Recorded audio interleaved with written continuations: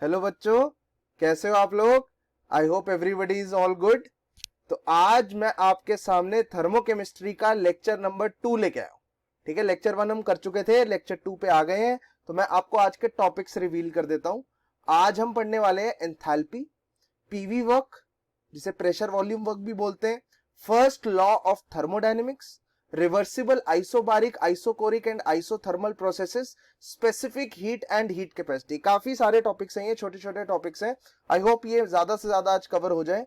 चलिए अपने पहले टॉपिक की तरफ चलते हैं। बच्चों, मैंने लास्ट क्लास में आपको इंटरनल एनर्जी के बारे में बताया था, उनके फॉर्मूले मैं आपको यहाँ पे दोबारा रिवील कर देता हूं, है ना। Towards the end of the last class में था, कोई बात नहीं, यहाँ पे दोबारा लिख देते हैं। इंटरनल एनर्जी, जिसे हमने क्या बोला था, किस सिंबल से रिप्रेजेंट किया था, यू सिंबल से रिप्रेजेंट किया था। ठीक है, जो इंटरनल एनर्जी क्या होती है, it is sum total of all the energies possessed by a gas. ठीक है, तो इसका जो फॉर्मूला आया था, ये आया था D U is equal to N into F by two R T plus 5।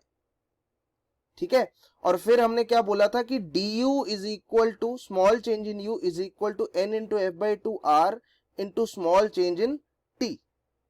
ठीक है, या फिर large change in U is equal to N into F by two R into large change in T. आपको याद होगा ये सब फॉर्मूले हमने किए थे। ठीक है बच्चों, इसमें जो एफ बाई टू आर होता है ना, इसको एक नया सिंबल में घोषित कर देता हूं, जिसे मैं बोलता हूं CV. F by two R का मतलब क्या है बच्चों, सीवी। सीवी के बारे में डिटेल्स थोड़ी देर में डिस्कस हो जाएंगी, जब मैं स्पेसिफिक हीट और हीट कैपेसिटी डिस्कस करूंगा। अभी के लिए बस सोचिए, एक सिंबल है, डी यू की वैल्यू क्या होगी, N into CV into D T, या डेल्टा यू की वैल्यू क्या होगी, N into CV into delta T, where CV is what, आगे जाके मैं रिवील कर दूंगा, it is heat capacity at constant volume. This is called as heat capacity as at constant volume. आज ही डिस्कस हो जाएगा, you don't need to worry about it. ठीक है, ये हमने इंटरनल एनर्जी के बारे में पढ़ लिया था। आज मैं आपको ऐसी सिमिलर कहानी एंथैल्पी के बारे में बताऊंगा। ठीक है, व्हाट इज एंथैल्पी। एंथैल्पी के बारे में थोड़ी बहुत डिस्कशन थर्मोकेमिस्ट्री में हो गई थी। मैंने आपको बताया था एक मैथमेटिकल रिलेशन एंथैल्पी का, क्या था बच्चों वो, H is equal to U plus PV. याद है आप लोगों को, H is equal to U plus PV. ये रिलेशन एंथैल्पी और इंटरनल एनर्जी के बीच में है। अब यहां पे अगर मैं आपसे पूछूं एंथैल्पी है क्या, तो आप क्या जवाब दोगे, it is the heat content of the system. Heat content of the system. बहुत क्लियर डेफिनेशन समझ नहीं आती एंथैल्पी की।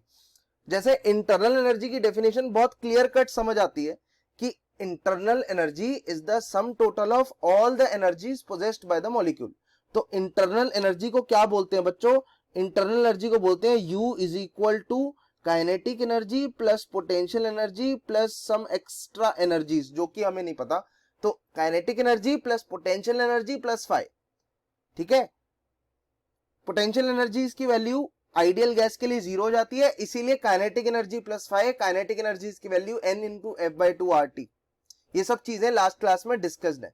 इस क्लास में मैं आपको एंथैल्पी इंट्रोड्यूस कर रहा हूं। एंथैल्पी के बारे में डेफिनेशन से बहुत ज्यादा क्लैरिटी नहीं होती। हमें जो यहाँ पे चीज ध्यान रखनी है वो क्या है बच्चों, ये मैथमेटिकल रिलेशन। तो दिमाग के अंदर अगर कोई पूछता है ना कि एंथैल्पी क्या है, तो आप जवाब तो दे दोगे, it is the heat content of the system, that is enthalpy. But अंदर ही अंदर आपको एक चीज पता होगी कि H की वैल्यू क्या होती है, U प्लस पीवी के बराबर होती है। एंथैल्पी एक थर्मोडायनेमिक फंक्शन है। एंथैल्पी एक थर्मोडायनेमिक फंक्शन है। ठीक है, जिसकी वैल्यू U प्लस पीवी के बराबर होती है। आई होप यहां तक कहानी समझ आ रही है। Is this thing clear. चलिए, अब अगर मैं एंथैल्पी को इस तरीके से लिखूं, U को लिखूं N into F by two R T plus 5। Internal energy को ऐसे लिखते हैं, N into F by two R T plus 5। PV को PV is equal to NRT लिख दूं। गैस के लिए तो ट्रू है ना, पीवी को एनआरटी लिखना गैस के लिए तो ट्रू है, कोई दिक्कत नहीं है। तो यहां पे क्या चीज हुई, एच की वैल्यू क्या आ गई, एनआरटी को मल्टीप्लाई किया जा रहा है F by two plus one से प्लस 5। मैंने कुछ नहीं किया, इन दोनों को आपस में क्लब कर दिया, तो F by two plus one bracket में आ गया। यहां तक कहानी समझ आ रही है। अगर मैं यहां पे डीएच की वैल्यू आपसे पूछता हूं, स्मॉल चेंज इन एच, या ऐसे समझ लो डीएच बाई डी निकालते हैं, इसको एक और तरीके से समझ सकते हैं। मेरे को डिफरेंशिएशन करनी है, बेसिक्स ऑफ डिफरेंशिएशन आपको क्लियर होने चाहिए, अभी तक मैथ्स में सीखे होने चाहिए या फिजिक्स में। dh बाई dt की वैल्यू कितनी आ जाएगी, it will be N R into F by two plus one. t को डिफरेंशिएट करोगे तो 1 आ जाएगा, फाई एक कांस्टेंट है, डिफरेंशिएट करोगे तो 0 आ जाएगा। तो dh की वैल्यू क्या आ गई इससे, dh small change in h is equal to N R into F by two plus one into D T. I hope यहां तक समझ आ रहा है। Is this clear? इसको r into F by two plus one, इसको बोलते हैं बच्चों सीपी। इसको क्या बोलते हैं, सीपी। तो dh की वैल्यू आ गई n into CP into D T. I hope आपको चीज समझ आ रही है। सीपी का मतलब होता है, सीपी क्या मतलब होता है, CP is the heat capacity at constant pressure. ये इसका क्यों मतलब होता है, ये अगेन जब मैं सीवी बताऊंगा तब मैं सीपी भी बता दूंगा। Are you getting this thing? तो डीएच की वैल्यू एन सीपी डी होती है। अगर यहीं पे मुझे डेल्टा एच की वैल्यू आपसे पूछनी है तो आप बोलोगे N into CP into delta T. तो ये सब चीजें आपको क्लियरली पता होनी चाहिए। ऑलराइट, एक और तरीका होता है डिफरेंशियल फॉर्म निकालने का। यहां से क्या रिलेशन है ये, dh इज इक्वल टू या h is equal to u plus PV. अब मैं क्या करता हूं, कोई रैंडम वेरिएबल x है उसके रिस्पेक्ट में डिफरेंशिएट कर देता हूं। तो लेफ्ट हैंड साइड में क्या आ गया, dh बाई dx, कोई है variable x, is equal to du by dx plus D of PV by dx। तो यहां पे अगर आपको थोड़ा बहुत इंटीग्रेशन डिफरेंशिएशन आता है, बेसिक डिफरेंशिएशन आता है, तो आपको समझ आएगा यहां पे प्रोडक्ट रूल लगाना है। कैसे लगता है, D of PV, P into V का डिफरेंशिएशन करना है, तो P into differentiation of V plus V into differentiation of P. ये चीज आ गई। इसमें dx dx सारे कैंसिल हो गए, तो dh की वैल्यू क्या आ गई बच्चों, it is du plus P DV plus V DP. बहुत ज्यादा मैथमेटिकल लग रहा है। थर्मोडायनेमिक्स ऐसी ही है, आपको थोड़ा मैथमेटिक्स के साथ कंफर्टेबल फील करना होगा, अदरवाइज कोई पॉइंट ही नहीं है। बात समझ आ रही है सबको? ठीक है, यहां पे भी इफ यू कैन सी, एक छोटा सा क्वेश्चन देता हूं, आपको समझ आएगा। क्वेश्चन क्या है, prove that for a process h is a function of t only. Prove that for a process f is a function of t which is temperature only. आइए जरा प्रूव करते हैं, है ना। प्रोसेस के लिए एंथैल्पी लिखते हैं। व्हाट इज द एंथैल्पी बच्चों, h is equal to u plus PV. बहुत बेसिक से भी शुरू कर सकते हो, ठीक है, या फिर इससे भी शुरू कर सकते हो कि dh is equal to n into CP into D T, ये भी यूज कर सकते हो। आपको पता है प्रोसेस के लिए, प्रोसेस का मतलब क्या होता है, जो रिएक्शन नहीं होता। Process is not equal to reaction. हर पिछले लेक्चर में भी बताया था मैंने, प्रोसेस वो चीज होती है जो रिएक्शन नहीं होता। रिएक्शन के अंदर, in a reaction number of moles and nature of gas changes.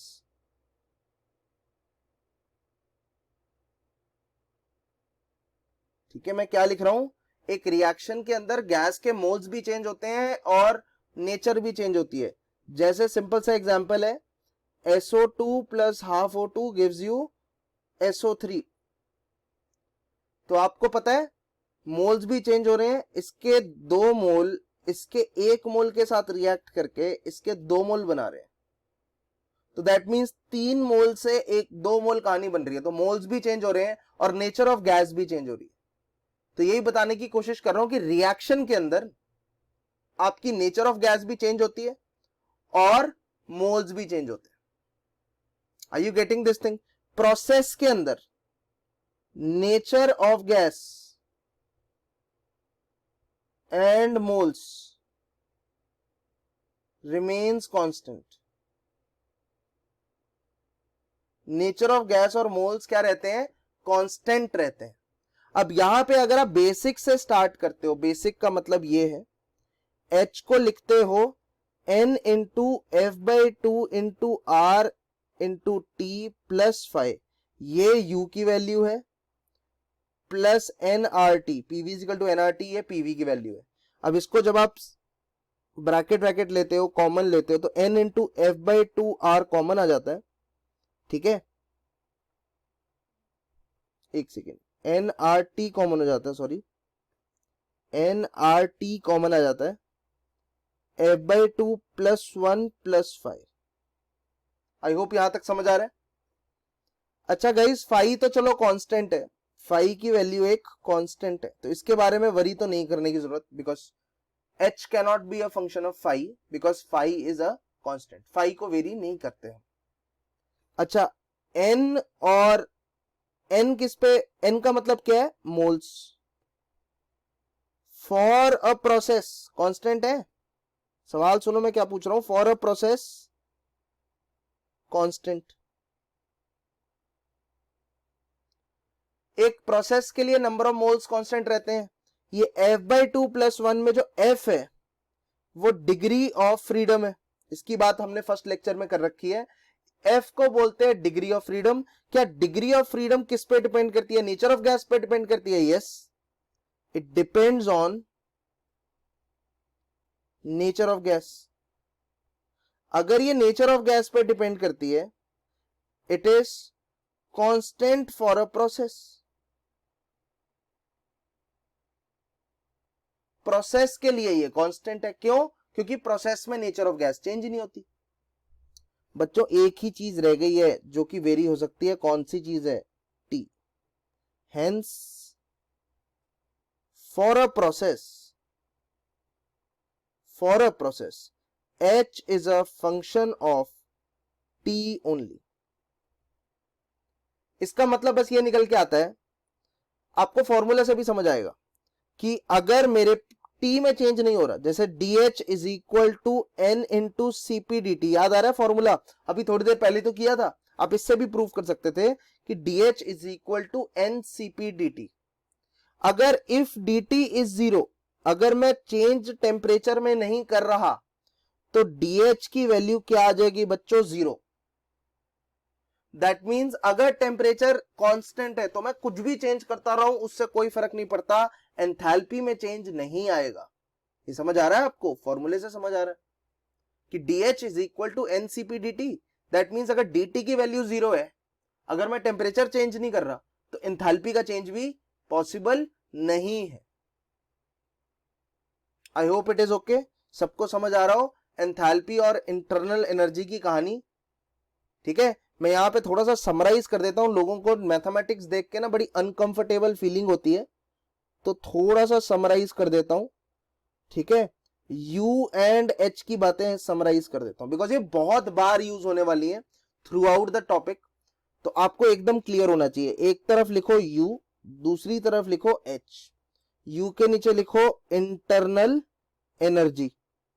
U का मतलब है इंटरनल एनर्जी, H का मतलब है बच्चों एंथैल्पी।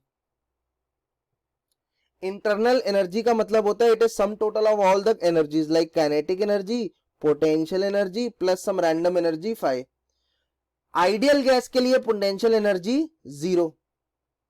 किसके लिए 0 है? For ideal gas. मान के चलते हैं हमारे जितने भी क्वेश्चंस होंगे वो आइडियल गैस से डील कर रहे होंगे, इसको जीरो मानना सेफ है। तो U की value kinetic energy plus phi के बराबर है, वेयर फाई को आप लिख सकते हो, सॉरी फाई को नहीं, काइनेटिक एनर्जी को लिख सकते हो N into F by two into R into T plus phi. F by two R को एक और तरीके से लिख सकते हो जिसे मैं बोलता हूं CV, ये मैंने आज बताया। तो U को लिख सकते हो N CV T plus phi. अब आप U को वेरी कराना चाहते हो तो DU को लिख सकते हो N into CV into D T, because N और CV तो वेरी करेंगे नहीं, नेचर ऑफ गैस चेंज हो नहीं रही, तो CV वेरी नहीं करेगा और मोल्स वेरी नहीं करेंगे because nature number of moles change नहीं हो रहे प्रोसेस में। सिमिलरली डेल्टा U को भी लिख सकते हो N into CV into delta T। Simple mathematical observations. इससे एक और ऑब्जर्वेशन ले सकते हो, बहुत सिंपल है कि du by dt of 1 mole is equal to CV। Check करो, du बाय dt को नीचे ले गया और n की वैल्यू क्या पुट कर दी 1, तो du by dt of 1 mole is equal to CV। I hope it is very very clear. ठीक है, सिमिलरली मैथमेटिक्स जरा राइट साइड की भी चेकआउट करते हैं। इंथैल्पी को क्या बोलते हैं बच्चों? Internal energy plus PV. ये मैथमेटिकल एक्सप्रेशन है एंथैल्पी का। इंटरनल एनर्जी को लेफ्ट साइड से देख देख के लिखो, कोई प्रॉब्लम नहीं है मुझे। यू को बोलते हैं, यहां से देख के लिख रहा हूं कि N into F by two R T plus five. PV को क्या लिख रहा हूं? एनआरटी। एनआरटी को कॉमन ले लिया तो ब्रैकेट में क्या आ गया? F by two plus one 5। पिछली बार एफ बाई टू आर को सीवी बोला था, इस बार F by two plus one into R को मैं क्या बोल रहा हूं? एक second, F by two plus one into R को क्या बोल रहा हूं बच्चों? सीपी। डिफरेंस देखो क्या है, इसको सीपी बोला है, उसको सीवी बोला है। तो एक रिलेशन तो काफी क्लियर हो जाता है लोगों को इन दोनों के बीच में कि CV का मतलब है F बाई टू आर और CP का मतलब है F by two R plus R. That means CP is equal to CV plus R. एक सिंपल सा रिलेशन तो समझ आ ही रहा है। ठीक है, ओके। अगर इसको CP बोला है तो आई can right N into CPT plus 5। पिछली बार NCVT प्लस 5 था, कितना आसान है याद रखने के लिए भी। पिछली बार NCVT प्लस 5 था, इस बार NCPT प्लस 5 है। इसको आगे चेक करोगे तो DU की वैल्यू, DH की वैल्यू क्या आ जाएगी? N into CP into DT। Delta H की क्या वैल्यू आ जाएगी? N into CP into delta T। DH की वैल्यू आ गई। DH is small change in enthalpy. It relates with small change in temperature. Large change in enthalpy deals with large change in temperature. इसको एक और तरीके से लिख सकते हैं, DH by dt, DH by dt of 1 mole is equal to what? Is equal to CP. CV का क्या मतलब होता है बच्चों? It is heat capacity at constant volume. CP का क्या मतलब होता है? Heat capacity at constant pressure. ये अभी प्रूव करेंगे हम, still left to be proved. इसको प्रूव करना अभी बाकी है। अभी तो बस आप ये समझो कि F बाई टू आर को क्या बोल दिया? CV, खत्म। और F by two R plus one को क्या बोल दिया? F by two plus one into R को क्या बोल दिया? CP। बस इतना याद रख लो, अभी तो समझ लो सिंबल है इसके। अब ये जो चीज है ये अभी थोड़े टाइम में समझ आ जाएगी। आई होप आपको एंथैल्पी और इंटरनल एनर्जी की मैथमेटिकल रिप्रेजेंटेशंस क्लियर हो गई हो। ये जो चीजें मैं कर रहा हूं ये आप अपने नोट्स में खुद से करने की कोशिश कीजिए। आई प्रॉमिस यू आपसे बहुत आसानी से हो जाएगा। आप एक दो बार बस प्रैक्टिस करने की कोशिश करो, हो जाएगा। Not a very difficult task. जिस तरीके से मैं पढ़ा रहा हूं हो सकता है कईयों को चैलेंजिंग लग रहा हो, बट यही सही तरीका है, बिकॉज इसी तरीके से पढ़ेंगे तो ही एग्जाम एडवांस वगैरह के अंदर हम क्वेश्चंस प्रैक्टिस कर पाएंगे। ठीक है, आगे चलते हैं, समझ आ रहा होगा ये। Next is PV work. तो यहां पे लिख लिए work expansion contraction.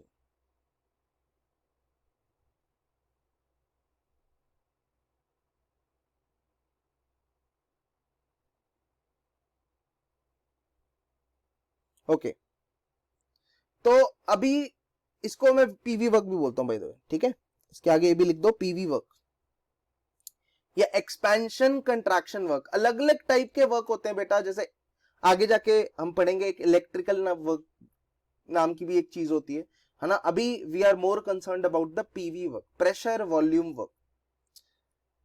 Okay, simple से एग्जांपल से बताता हूं, ध्यान से सुनना। एक कंटेनर है, उस पे पिस्टन लगा हुआ है। कंटेनर के ऊपर क्या लगा है बच्चों? पिस्टन। आपको पता है पिस्टन ऊपर नीचे मूव कर सकता है, सबको पता है, बहुत अच्छी बात है। आगे चलते हैं। आपको पता है वर्क को डिफाइन कैसे करेंगे? ऊपर से एक पी एक्सटर्नल लग रहा है, एक्सटर्नल एटमॉस्फेरिक प्रेशर वगैरह कुछ होगा ना ऊपर से, ऊपर पी एक्सटर्नल लग रहा है और मेरा पिस्टन यहां से मूव करके थोड़ा ऊपर चला गया। ये समझ आ रहा है? ये मेरी पिस्टन की नई पोजीशन है। ये जो ब्लैक कलर की पोजीशन दिखाई दे रही है, ये मेरे पिस्टन की नई पोजीशन है। यहां से पिस्टन यहां पे चला गया। तो ये जो पिस्टन नीचे से ऊपर गया है ना, ये किसके अगेंस्ट गया? आपको समझ आ रहा है? एक्सटर्नल प्रेशर के अगेंस्ट गया है।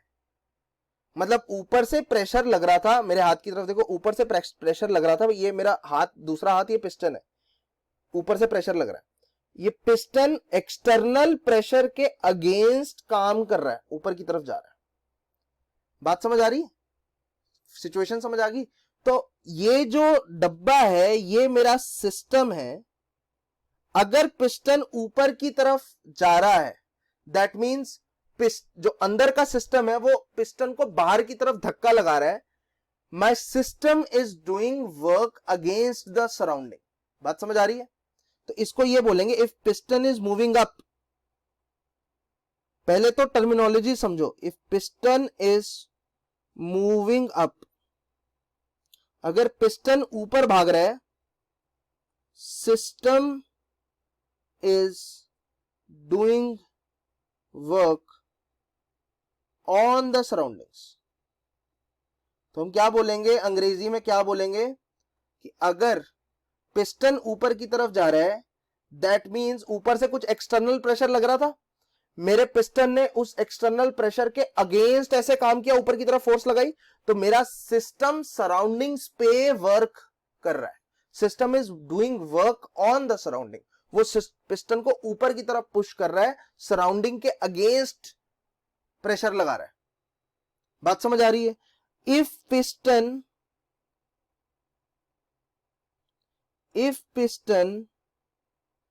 इज मूविंग डाउन, अगर due to some reason piston नीचे की तरफ मूव कर रहा है यार, दैट मींस सराउंडिंग ने पिस्टन को अंदर की तरफ दबा दिया। यही मतलब हुआ ना उसका, कि सराउंडिंग जो थी उन्होंने पिस्टन को सिस्टम में दबा दिया, सिस्टम में पिस्टन को दबा दिया।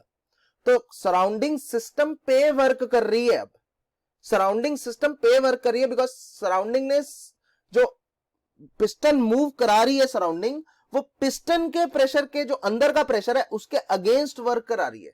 तो इसको बोलेंगे surrounding is doing work on the system. मेरा बस पॉइंट है ये टर्मिनोलॉजीज बहुत यूज होती है यार। क्या सिस्टम सराउंडिंग में इतना वर्क कर रहा है? सिस्टम सराउंडिंग पे वर्क कर रहा है मतलब पिस्टन ऊपर जा रहा होगा, पक्की बात। सिस्टम सराउंडिंग को पुश कर रहा है, तो सिस्टम ने सराउंडिंग को पे वर्क कर दिया।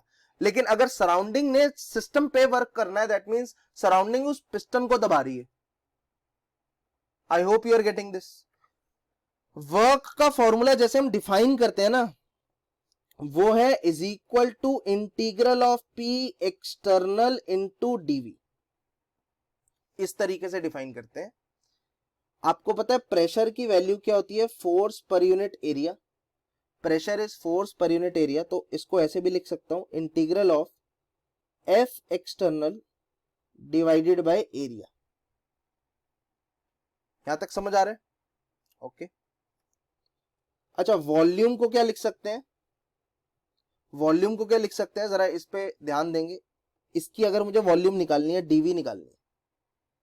डीवी का मतलब समझ आ रहा है? ये जो पिस्टन मूव किया ना, ये जो ग्रीन कलर की शेडेड वॉल्यूम है, ये कितनी वॉल्यूम मूव किया पिस्टन, वो निकालना है।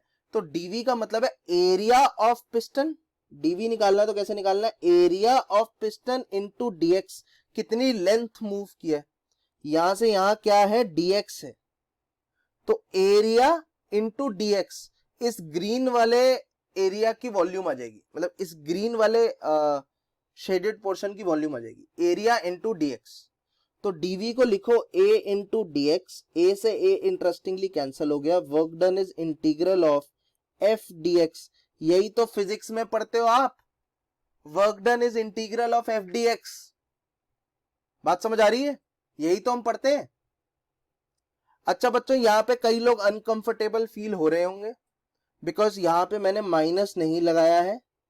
अभी थोड़ी देर में मैं बताऊंगा क्यों माइनस नहीं लगाया। अभी के लिए जैसे मैं बोलता हूं वैसे ही याद करते जाओ। ऐसा सोचो कि आप ये चीज पहली बार पढ़ रहे हो।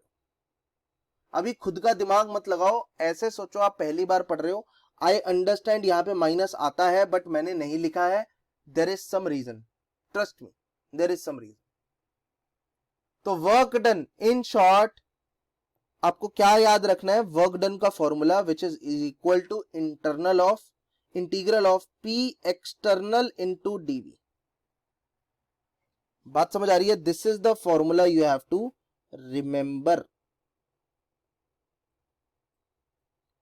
ये मैंने प्रूव भी कर दिया कि ये ठीक लग रहा है फॉर्मूला।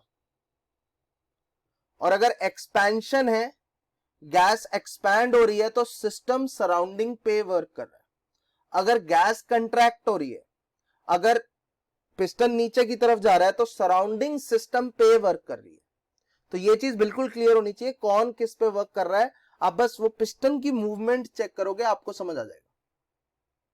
बात समझ आ रही है सबको? आई hope it is very very clear, everybody is very clear on these things. ठीक है, चलिए अब मैं आपको बताऊंगा यहां पे मैंने माइनस क्यों नहीं लगाया। आपको भी क्लियर हो जाएगा in the next few minutes. मैं आपको पढ़ाने जा रहा हूं first law of thermodynamics. Heading डालिए, फर्स्ट लॉ ऑफ थर्मोडायनेमिक्स। इस लॉ को बहुत सारी चीजों से जाना जाता है, बहुत सारी चीजों मतलब बहुत सारी स्टेटमेंट से जाना जाता है। सबसे interesting important statement is energy can neither be created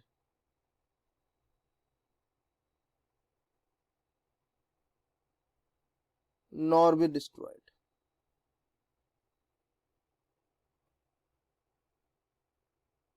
energy को ना बनाया जा सकता है, ना खत्म किया जा सकता है, सिर्फ एक फॉर्म से दूसरी फॉर्म में कन्वर्ट किया जा सकता है। इस लॉ को क्या बोलते हैं बच्चों? Law of conservation, law of conservation of energy. बचपन से पढ़ते आ रहे हैं। This law is called as first law of thermodynamics. बात समझ आ रही है? बहुत बेसिक स्टेटमेंट है। एनर्जी को ना कभी बनाया जा सकता है, ना खत्म किया जा सकता है। सिर्फ one form of energy can be converted into other form of energy. That's the first law of thermodynamics. इसका एक और स्टेटमेंट है, दूसरी स्टेटमेंट काफी पॉपुलर है कि Q system plus Q surrounding is equal to 0। ये क्या लिख दिया मैंने? Q system plus Q surrounding is equal to 0। ये क्या फर्स्ट लॉ ऑफ थर्मोडायनेमिक्स है? Yes, this is first law of thermodynamics. Let me show you why it is. इसका मतलब है, इसको जरा प्रूव करते हैं कि ये फर्स्ट लॉ ऑफ थर्मोडायनेमिक्स है. इसका मतलब है क्यू सिस्टम, इसका मतलब है Q system is equal to minus Q surrounding. यहां तक समझ आ रहा है? Q system is equal to minus Q surrounding. Q system का मतलब क्या होता है? क्यू सिस्टम का मतलब होता है heat supplied to the system. Q system का मतलब है heat supplied to the system. That is basically Q system. Q surrounding का मतलब है heat supplied to the surrounding. लेकिन यहां पे बच्चों हमारे पास माइनस क्यू सराउंडिंग है. क्यू सराउंडिंग का मतलब होता है heat supplied to the surrounding, लेकिन माइनस क्यू सराउंडिंग का मतलब क्या होता है? Heat lost by the surrounding.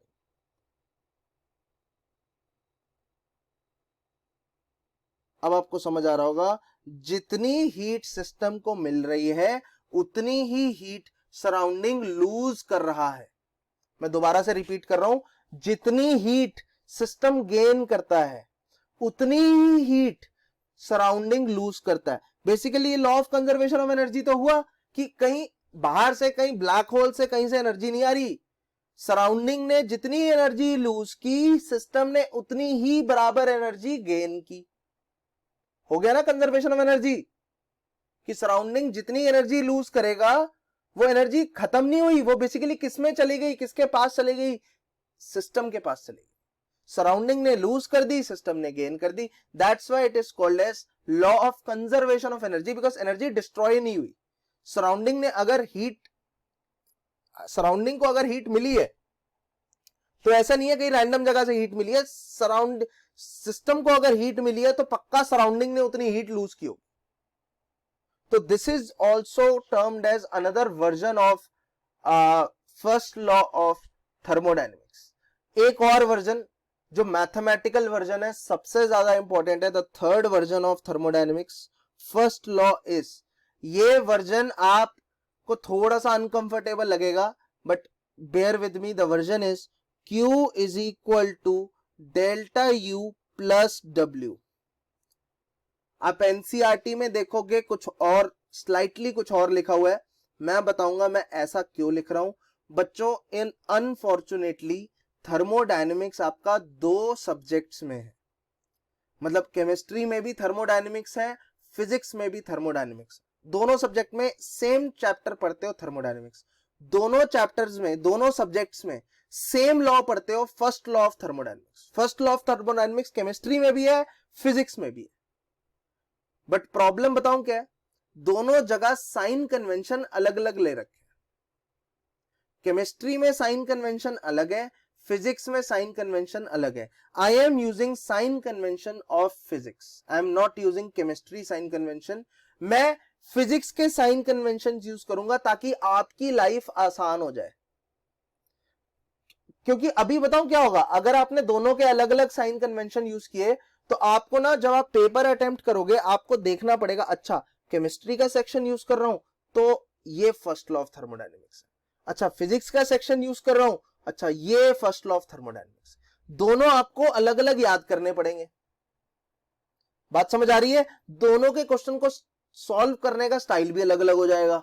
Physics का कोई थर्मोडायनेमिक का क्वेश्चन हो, स्टाइल अलग. केमिस्ट्री का थर्मोडायनेमिक का क्वेश्चन हो, स्टाइल अलग. लेकिन हम ऐसा कुछ करने वाले हैं, ऐसा कुछ इंटरेस्टिंग करने वाले हैं कि फिजिक्स और केमिस्ट्री में बिल्कुल शेक हैंड हो जाएगा.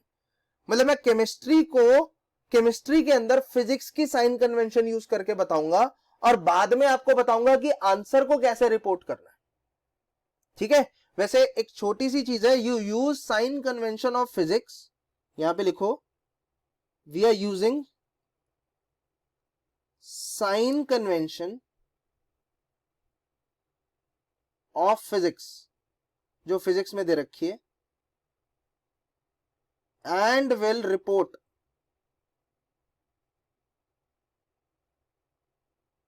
Answer of work by adding negative sign. इतना ही डिफरेंस होता है फिजिक्स और केमिस्ट्री में।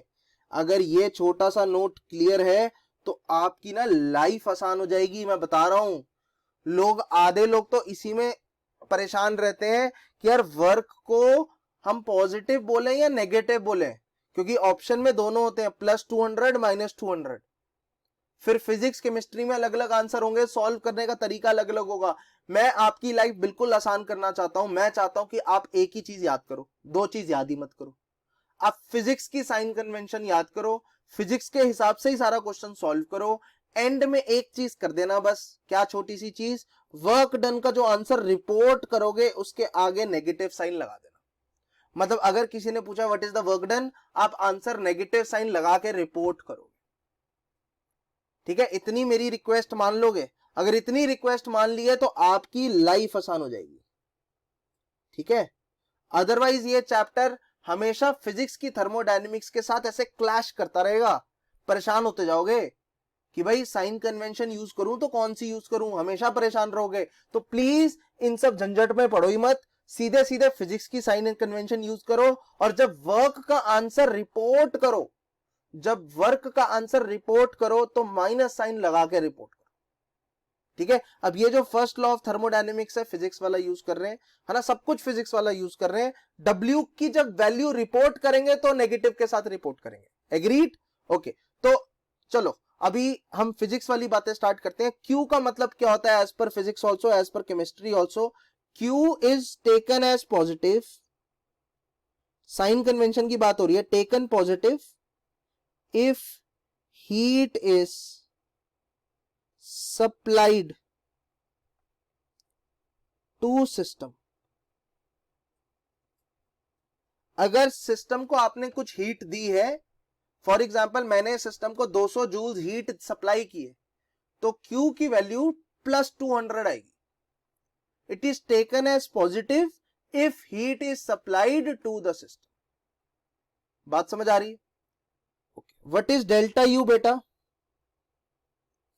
डेल्टा यू को कब पॉजिटिव लेते हो? It is taken positive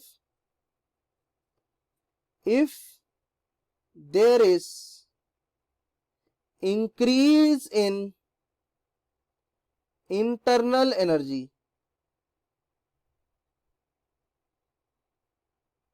if there is increase in internal energy it is taken as positive। ठीक है, वर्क की बात करते हैं थर्ड, इसको पॉजिटिव कब लेते हो? It is taken positive when if work is done by the system, if work is done by the system. मतलब मैं तो ऐसे समझाता हूं इस चीज को, आप तो एक रियल लाइफ एग्जांपल लो। मैं मानता हूं ये लॉ कहता है कंजर्वेशन ऑफ एनर्जी। मेरे पास 100 रुपए है, उसको एनर्जी का यूनिट समझो। मेरे पास 100 रुपए है तो मुझे 100 रुपए खर्चने हैं। मुझे आपने 100 रुपए दिए, है ना, आपने मुझे 100 रुपए दिए, तो मैं सिस्टम हूं, मुझे 100 रुपीज का गेन हो गया, तो दैट मीन्स Q की वैल्यू +100 आ गई। 100 रुपए आपने मुझे दिए, आप सराउंडिंग हो, मैं खुद सिस्टम हूं, अपने आप को मैं सिस्टम मान रहा हूं। आपने मुझे 100 रुपए दिए तो Q की वैल्यू +100 है, मेरे पास 100 रुपए आ गए।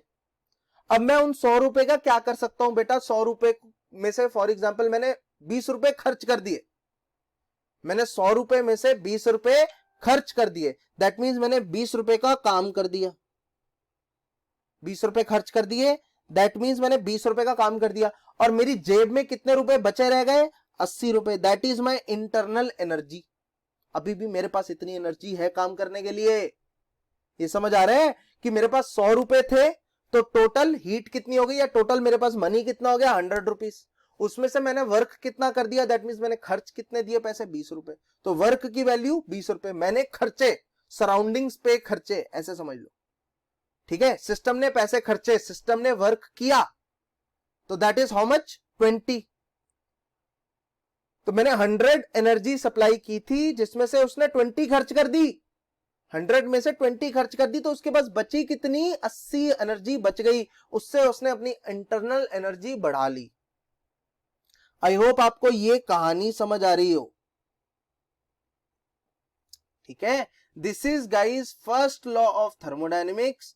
ठीक है, ये सारे मैंने पॉजिटिव बताए हैं कि आप heat supplied to the system को पॉजिटिव लोगे, अगर आपने सिस्टम को हीट दी है तो वो इस, आप ऐसे भी समझ सकते हो ना, आपने जो सिस्टम को हीट दी है वो उस हीट का क्या करेगा, उस हीट में से थोड़ा पार्ट वो खर्च कर देगा, वो वर्क करेगा, और बाकी बचे हुए पार्ट को अपने पास रखेगा, अपनी इंटरनल एनर्जी को बढ़ाएगा उससे। मुझे अगर कहीं से 100 रुपए मिले, मैं उसका क्या करूंगा, कुछ पैसे खर्च कर दूंगा, बाकी बचे हुए पैसे अपने पर्स में डाल दूंगा, जिससे मेरी इंटरनल एनर्जी या मेरा बैंक बैलेंस बढ़ जाएगा। ठीक है, तो इस तरीके से बहुत आसानी से हम समझ पाते हैं फर्स्ट लॉ ऑफ थर्मोडायनेमिक्स। मैंने 2-3 चीजें बताई हैं, 2-3 स्टेटमेंट्स बताई हैं फर्स्ट लॉ की। पहली statement, energy is conserved, energy can neither be created nor be destroyed, ये पहली स्टेटमेंट है। दूसरी स्टेटमेंट क्या है, Q system plus Q surrounding zero, इसको आप लिख सकते हो Q system is equal to minus Q surrounding. System को जितनी हीट मिल रही है, सराउंडिंग उतनी हीट लूज कर रहा है, इसका ये मतलब है। अगली जो स्टेटमेंट है that is Q is equal to delta U plus W, यहां पे मैं फिजिक्स की साइन कन्वेंशन सारी यूज करूंगा। Q का मतलब होता है heat supplied to the system, मैंने सिस्टम को 100 जूल एनर्जी दे दी तो Q की वैल्यू प्लस 100 आ गई, उसमें से उसने कुछ एनर्जी खर्च कर दी, कुछ वर्क कर दिया, फॉर एग्जांपल 20 वर्क कर दिया, और बाकी बची हुई जो एनर्जी है 100 minus 20 it is equal to 80, वो उसने अपने पास जमा करके रख ली, उससे उसकी इंटरनल एनर्जी बढ़ गई, तो Q की वैल्यू डेल्टा U प्लस डब्ल्यू के बराबर है। And again I am referring to this is physics वाली साइन कन्वेंशन, हम प्रॉब्लम सॉल्विंग के लिए फिजिक्स की साइन कन्वेंशन यूज करेंगे, अदरवाइज नहीं तो लाइफ हेल हो जाएगी यार। केमिस्ट्री और फिजिक्स की अलग अलग साइन कन्वेंशन फॉलो करोगे तो लाइफ हेल हो जाती है, बता रहा हूं मैं आपको, पर्सनल एक्सपीरियंस है, जेई मैंने भी दिया है तो आइडिया मुझे, लाइफ हेल हो जाती है। तो आप अपनी लाइफ को हेल मत बनाओ, हेवन बनाओ। कैसे बनाओगे, फिजिक्स की साइन कन्वेंशन केमिस्ट्री में यूज करोगे, और बस रिपोर्ट करने टाइम वर्क का साइन उल्टा कर दोगे, वापस केमिस्ट्री से कन्वेंशन साइन कन्वेंशन मैच हो जाएगी। ठीक है, तो परेशान नहीं होना बिल्कुल इस चीज को लेके, आपको मैंने पढ़ा लिया फर्स्ट लॉ ऑफ थर्मोडायनेमिक्स। आगे चलते हुए अगला जो चीज हम डिस्कस करने वाले हैं उसका नाम है reversible isobaric process. Reversible isobaric process, देखो आइसोबारिक तो वर्ड मैंने ना सुना सुना सा लगा है, क्योंकि अगर मैंने स्टेट्स ऑफ मैटर पढ़ रखा है तो मैंने आइसोबारिक का मतलब समझाया था। आइसोबैरिक का मतलब क्या होता है बेटा, constant pressure, pressure is constant. ठीक है, आइसोबारिक का मतलब होता है प्रेशर इज कांस्टेंट। रिवर्सिबल का मतलब मुझे ना बहुत अच्छे से समझ तो नहीं आ रहा। ठीक है, रिवर्सिबल का मतलब बहुत अच्छे से समझ नहीं आ रहा, हालांकि अभी बहुत ज्यादा रिक्वायरमेंट नहीं है इसका मतलब समझने की, बिकॉज जब मैं इररिवर्सिबल समझाऊंगा ना आगे जाके, रिवर्सिबल है तो कोई इररिवर्सिबल भी होता है, तो जब मैं इररिवर्सिबल समझाऊंगा तो रिवर्सिबल का मतलब ज्यादा अच्छे से समझ आएगा आपको। ठीक है, मतलब सीधी सी बात है, मतलब अच्छाई का मतलब तभी पता चलता है, अच्छे दिनों का महत्व तभी पता चलता है जब हमारी लाइफ में बुरे दिन आते हैं, वो वाली सेइंग आपने सुनी होगी। तो यहाँ पे भी सेम वही है कि रिवर्सिबल का मतलब तब अच्छे से समझ आएगा जब हमारी लाइफ में कौन सा वर्ड आएगा, इररिवर्सिबल। अभी के लिए बस just note down few facts reversible के लिए। Reversible is a very very slow process. Reversible process कैसा होता है, बहुत ही ज्यादा स्लो प्रोसेस होता है, बहुत धीरे धीरे चेंजेस होते हैं इस प्रोसेस में। It takes infinite time.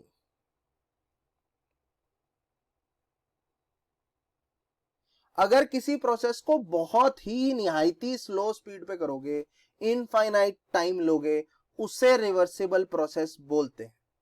That means is it an ideal process? Yes, it is an ideal process. Real process, real life process cannot be reversible.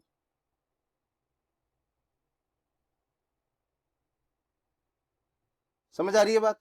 Reversible process ऐसा प्रोसेस होता है जो बहुत स्लो होता है, इनफाइनाइट टाइम लेता है.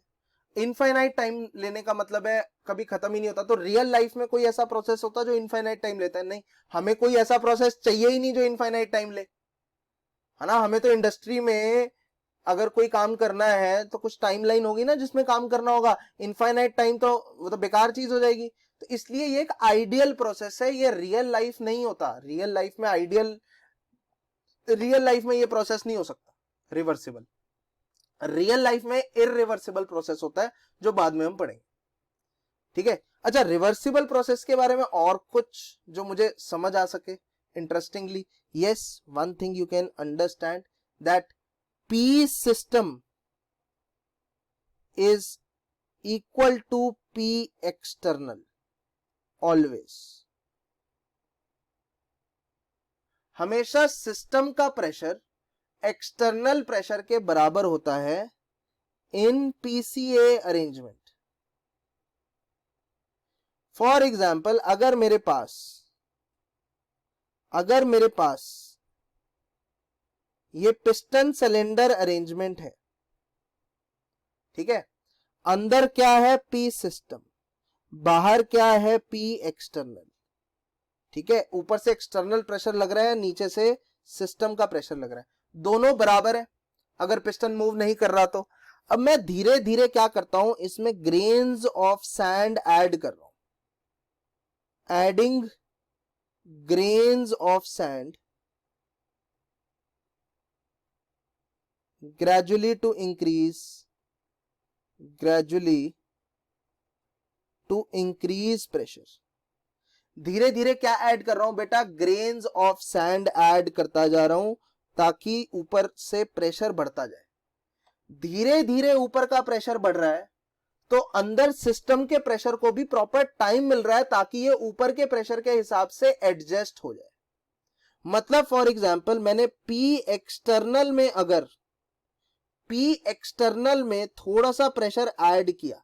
ये थोड़ा सा प्रेशर कैसे ऐड हो रहा है? Due to that grain of sand. एक ग्रेन ऑफ सैंड ऐड किया तो साइमल्टेनियसली आपको एनफ टाइम मिल गया. किसके लिए?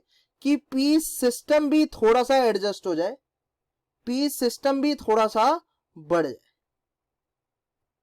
बात समझ आ रही है? हल्का सा एक्सटर्नल प्रेशर बढ़ा दिया, उसी के साथ साथ ही सिस्टम का प्रेशर भी बढ़ रहा है. पहला ग्रेन ऑफ सैंड डाला, थोड़ा प्रेशर बढ़ गया तो P सिस्टम भी बढ़ गया. फिर थोड़ा सा और चेंज इन प्रेशर किया, देखो एक और DP ऊपर दिख रहा है. थोड़ा सा ऊपर और चेंज किया प्रेशर में, उस टाइम पे सिस्टम को भी एनफ टाइम मिला, उसने भी अपना प्रेशर चेंज कर दिया. ठीक है. ऐसी कहानी चलती जा रही है. थोड़ा सा और प्रेशर इंक्रीज कर दिया, ग्रेन ऑफ सैंड एक और ऐड कर दिया तो सिस्टम का भी प्रेशर DP से बढ़ गया. ऐसे और DP ऐड कर दिया, नीचे भी DP ऐड हो गया. ऐसे ये कहानी बढ़ती जा रही है. बात समझ आ रही है? इसका एक और मतलब निकल के आता है बच्चों, that system and surrounding are always at equilibrium. System and surroundings are always in equilibrium with each other. System surrounding एक दूसरे के इक्विलिब्रियम पे हैं. बात समझ आ रही है? ये मैं रिवर्सिबल का मतलब बता रहा हूं बच्चों. रिवर्सिबल का it's a very slow process, it takes infinite time. Ideal process है, रियल लाइफ में नहीं होता है. हमेशा P सिस्टम को आप एक्सटर्नल प्रेशर के बराबर बोलते हो. ठीक है. सिस्टम सराउंडिंग हमेशा इक्विलिब्रियम में रहते हैं. ये सारी चीजें देखो. इस रिवर्सिबल की अंडरस्टैंडिंग अगर अभी बहुत क्लियर नहीं है, आई टोटली एग्री, ये तब और क्लियर हो जाएंगी जब मैं इररिवर्सिबल बताऊंगा. ठीक है, एज आई सेड अच्छे दिनों की इंपॉर्टेंस तभी समझ आती है जब बुरे दिन आते हैं।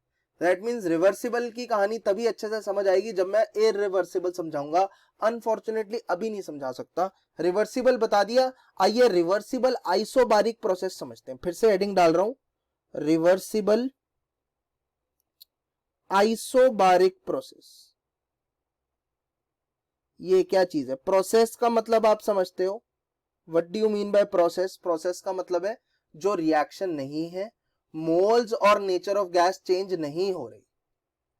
ठीक है, अब यहां पे मैं अपना first law of thermodynamic use करता हूं। फर्स्ट लॉ क्या कहता है बच्चों? फर्स्ट लॉ कहता है Q की value is equal to delta U plus W. Q की value is equal to delta U plus W. ठीक है, Q की value is equal to delta U को वैसे का वैसे ही लिख दिया, W को क्या लिख दिया? Integral of P external into dV. आपको याद है वर्क की डेफिनेशन थोड़ी देर पहले ही पढ़ी थी, P एक्सटर्नल इंटू डीवी का इंटीग्रल, दैट इज वर्क। यहां तक समझ आ रहा है सबको? ओके, चलो, Q is equal to delta U plus P external को P सिस्टम लिख सकते हैं। P एक्सटर्नल को P सिस्टम क्यों लिखा? P external is equal to P system. Why? Because it's a reversible process. अभी थोड़ी देर पहले समझाया, रिवर्सिबल प्रोसेस के लिए सिस्टम और एक्सटर्नल प्रेशर बराबर रहता है। यहां तक समझ आ रहा है? ओके, Q को फिर लिख दिया delta U plus P system को इंटीग्रल के बाहर निकाल दिया। यहां से यहां पे क्यों गया मैं? Why? What is the reason? Pressure को बाहर क्यों निकाल दिया इंटीग्रल के? बिकॉज प्रेशर इज कांस्टेंट, इसीलिए इंटीग्रल के बाहर निकाल सकते हैं। वाई प्रेशर इज कांस्टेंट बच्चों? Isobaric process. आइसोबारिक प्रोसेस का क्या मतलब होता है? आइसोबारिक प्रोसेस का मतलब होता है P system is constant. Isobaric का मतलब है पी सिस्टम कांस्टेंट है, इसीलिए पी सिस्टम को निकाल के बाहर ले आए। तो Q की वैल्यू बच्चों क्या आ गई?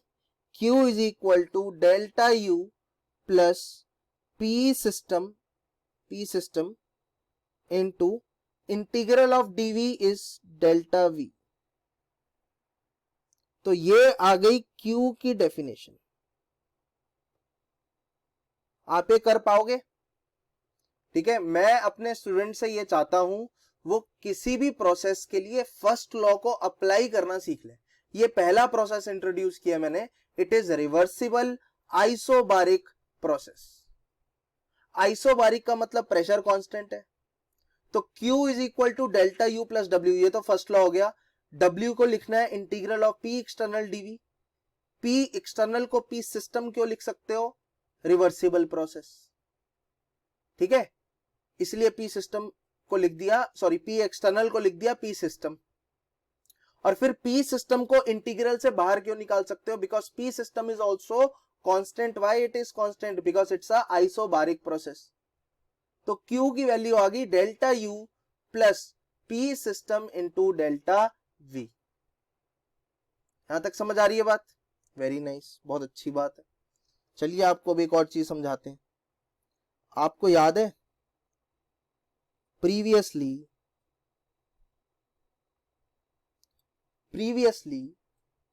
आपने पढ़ा है H is equal to U plus PV। ऐसे कुछ रिलेट करके दिखाऊंगा, काफी इंटरेस्टिंग चीज है। प्रीवियसली आपने पढ़ा है H is equal to U plus PV, तो आपने ये भी पढ़ा है delta H is equal to delta U plus delta of PV। पढ़ा है नहीं पढ़ा? ये भी पढ़ा है। अच्छा, if pressure is constant, if P is constant, that means कौन सा प्रोसेस? Isobaric process. अगर प्रेशर कांस्टेंट है, आइसोबारिक प्रोसेस है, तो डेल्टा H की वैल्यू delta U plus P delta V के बराबर आ जाएगी। प्रेशर को बाहर लेके आ सकते हैं बिकॉज आइसोबारिक प्रोसेस है। बच्चों इसको बोल दो इक्वेशन नंबर 2।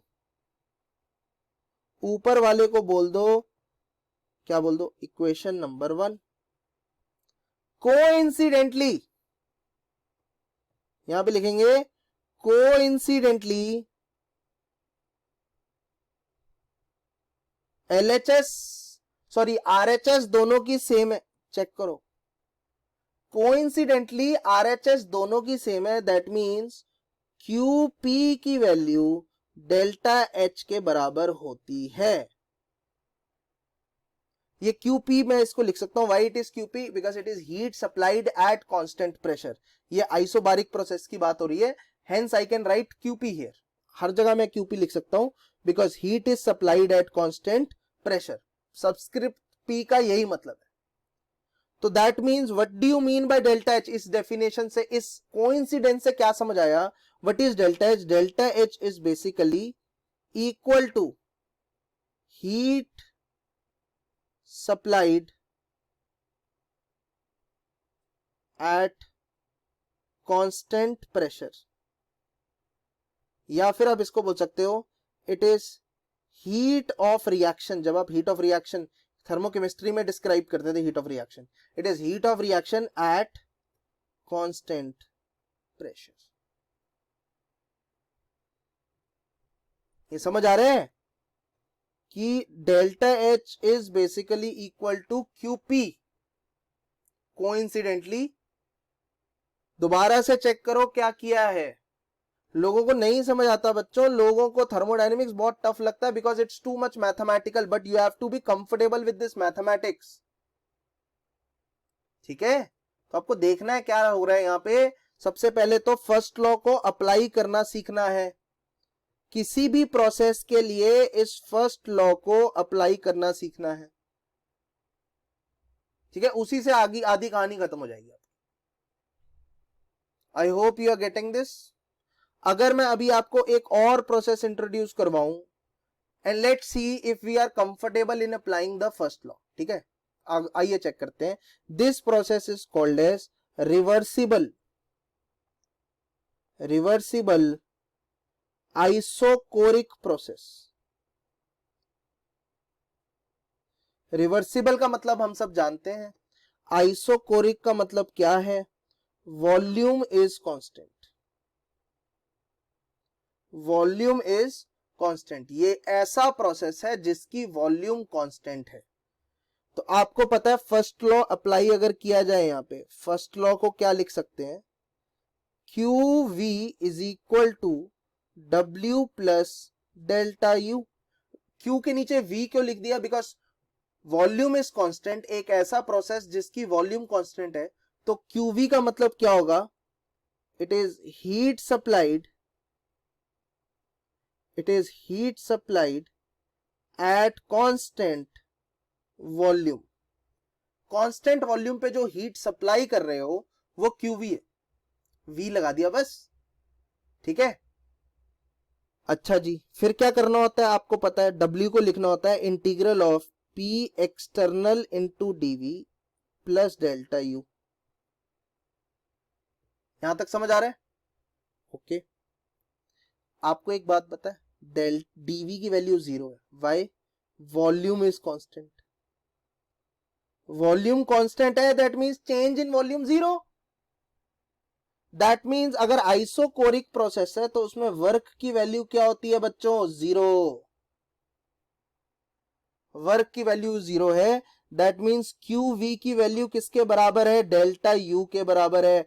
एक और इंटरेस्टिंग चीज प्रूव हो गई कि डेल्टा U क्या होता है? It is heat supplied. Delta U किसके बराबर होता है? ये होता है heat supplied at constant volume के बराबर होता है। आपको याद होगा बॉम्ब कैलोरीमीटर में भी ऐसे ही देखा था कि it is equal to heat of reaction at constant volume, that is delta U। देखो प्रूव हो गया आज, पुरानी बातें प्रूव हो रही हैं, थर्मोकेमिस्ट्री की बातें प्रूव हो रही हैं। क्या बात? ठीक है, अब आप ऐसे समझो ये प्रोसेस कैसा है। आपने कुछ हीट दी, उसने सारी हीट अपने पास ही रख ली, उसने कोई वर्क नहीं किया। है ना, कंजूस आदमी की तरह है, उसको 100 रुपए दिए, उसने पूरे के पूरे 100 रुपए जेब में रख लिए, एक पैसा नहीं खर्चा। बात समझ आ रही है? तो आइसोकोरिक प्रोसेस किसकी तरह है? ये कंजूस आदमी की तरह है। कंजूस आदमी, कंजूस आदमी की तरह है, मतलब आपने इसको 100 रुपए दिए और उसने 100 के 100 रुपए अपने पास ही रख लिए। जितनी आपने उसको हीट सप्लाई की उसके बराबर उसने अपनी एनर्जी इंक्रीज कर दी, उसने हीट को खर्च ही नहीं किया, कोई वर्क ही नहीं किया। बात समझ आ रही है कि रिवर्सिबल आइसोकोरिक प्रोसेस कैसा है? एक कंजूस आदमी की तरह है। Okay, I hope you are getting this. सबको समझ आ रहा है? ऑलराइट, अब यहां पे एक छोटा सा टॉपिक स्टडी किया जा सकता है which is called as specific heat. आइए देखते हैं, हेडिंग डाल दो स्पेसिफिक हीट।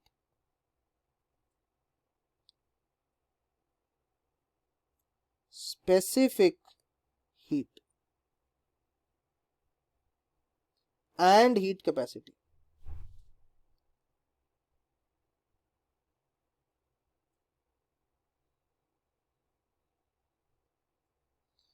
ठीक है, छोटा टॉपिक है, फटाफट हो जाएगा। Specific heat and heat capacity, tutorial में मैं थोड़ा सा आइडिया दे चुका हूं इसका, ट्यूटोरियल 1 में, यहां पे फिर से दे देते हैं। देखो, अगर पहली चीज मैं आपको इंट्रोड्यूस करने वाला हूं which is called as specific heat. Specific heat के जो यूनिट्स होते हैं ना, मतलब दिखती कैसे है स्पेसिफिक हीट? कुछ ऐसे दिखती है, it is like 100 joules per gram per kelvin. 100 joules per gram per Kelvin, that means it is the energy required, energy that, इसको आप रीड कैसे करोगे? ऐसे लिखोगे 10 joule energy is required, 10 joule energy is required to raise temperature of 1 gram by 1 degree या 1 kelvin. 1 gram का temperature को raise करने के लिए 1 केल्विन से आपको 10 जूल एनर्जी रिक्वायर्ड होगी। अच्छा, अगर मैं पूछूं how much energy dash energy is required to raise the temperature of 2 gram by 1 kelvin, ऐसा कुछ पूछ लूं अगर आपसे, तो आप बोलोगे यार इसकी डबल एनर्जी तो रिक्वायर्ड होगी। 1 ग्राम का करने के लिए 10 जूल, 1 ग्राम को 1 केल्विन से इंक्रीज करने के लिए 10 जूल, तो 2 ग्राम के लिए 20 जूल। बात समझ आ रही है? तो एक और इसका वेरिएशन समझो, अगर मैं आपसे पूछूं how much energy is required to raise the temperature of 1 gram by 2 kelvin, 1 gram का 1 केल्विन से टेम्परेचर रेज करना तो 10 जूल्स, अगर 2 केल्विन से रेज करना है तो कितने joules? 20 joules, double, because double temperature raise करना है। तो एक फीलिंग आ रही है कि फॉर्मूला क्या होने वाला है? Q की वैल्यू होने वाली है m into S into delta T. जरा चेक करो ये सब चीजें एस्टैब्लिश हो रही है नहीं हो रही है? बेसिक डेफिनेशन पे जाओ, बेसिक डेफिनेशन मतलब बेसिक एनालिसिस पे जाओ, ये वाले कि आपने इसको ऐसे रीड किया।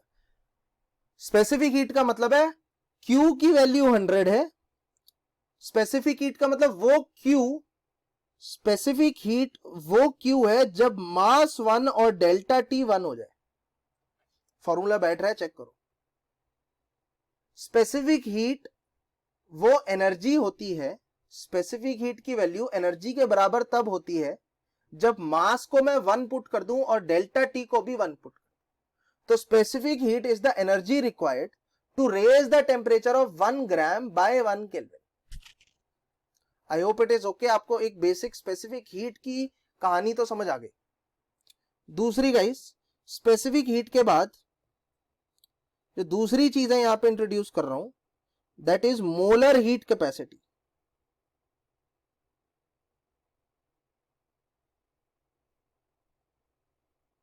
मोलर हीट कैपेसिटी, अब इसको कैसे डिफाइन करते हैं आइए देखते हैं। मोलर हीट कैपेसिटी को की एक वैल्यू लिख देता हूं पहले, जैसे 10 किलो जूल, 10 किलो जूल पर मोल पर केल्विन। तो इसको आप रीड कैसे करोगे? मैं तो रीड करना सिखा रहा हूं। इसको आप रीड कैसे करोगे? इसको आप ऐसे रीड करोगे कि 10 kilo joule energy is required to raise temperature of 1 mole of substance by 1 Kelvin. ये मोलर हीट कैपेसिटी होगी ना, एक मोल का टेम्परेचर अगर आप 1 केल्विन से इंक्रीज करना चाहते हो तो कितनी हीट चाहिए। इसका फॉर्मूला क्या होगा, Q की value N into C into delta T, N into C delta T, where C is the molar heat capacity. अब खुद सोचो, यहां पे जरा चेक करो इस फॉर्मूले को, इस ऊपर वाली लाइन से जरा चेक करो बैठ रहा है नहीं बैठ रहा है। मोलर हीट कैपेसिटी वो हीट है, it is that energy which is required to raise the temperature of 1 mole by 1 kelvin. तो डेल्टा टी की वैल्यू 1 अगर है, एन की वैल्यू अगर 1 है, तो सी की वैल्यू क्यू के बराबर आ जाती है। बिल्कुल ठीक है, फॉर्मूला ठीक बैठ रहा है। अब यहां पे बच्चों इन जनरल है, ये in general this is the relation, ये जनरल रिलेशन है, कहीं पे भी यूज कर सकते हो बेटा इसे। इसको यूज करने के लिए बिल्कुल नहीं सोचना है, कहीं पे भी यूज कर सकते हो, लेकिन स्पेशल केसेस 2 बन सकते हैं। Special case 1, if heat is supplied, if heat is supplied at constant pressure, special case 1 है, if heat is supplied at constant pressure, तो Q को मैं QP बोलूंगा, C को मैं CP बोलूंगा। फेयर एनफ, सब्सक्रिप्ट ऐड कर रहा हूं जस्ट टू टेल यू कि heat is supplied at constant pressure. तो क्या आ गया, QP is equal to N into CP delta T. ये बात समझ आ रही है। ऊपर वाला एक जनरल केस है, अगर इसको आप एट कांस्टेंट प्रेशर लेते हो, तो if heat is supplied at constant pressure, तो QP is equal to N CP delta T हो जाएगा। और थोड़ी देर पहले मैंने प्रूव किया था कि heat supplied at constant pressure किसके बराबर है बच्चों, डेल्टा H के बराबर है। देखो प्रूव हो गया, delta H is equal to N into CP into delta T. बोला था ना आज प्रूव करूंगा, लो कर दिया। अगेन बच्चों स्पेशल केस 2, स्पेशल केस 2 क्या होगा बच्चों, if heat is supplied at constant volume, तो मैं Q को QV लिखूंगा, C को CV लिखूंगा। क्या जा रहा है मेरा, तो QV रिलेशन क्या बन गया, QV is equal to NCV delta T, NCV delta T. और आज ही मैंने पढ़ाया आपको QV that is heat supplied at constant volume किसके बराबर होता है, डेल्टा U के बराबर होता है। तो एक दोबारा बच्चों प्रूव हो गया, delta U is equal to N into क्या, CV डेल्टा टी। बोला था आज प्रूव करूंगा, लो प्रूव कर दिया। ठीक है, तो this is molar heat capacity, Cp is molar heat capacity at constant pressure, Cv is molar heat capacity at constant volume।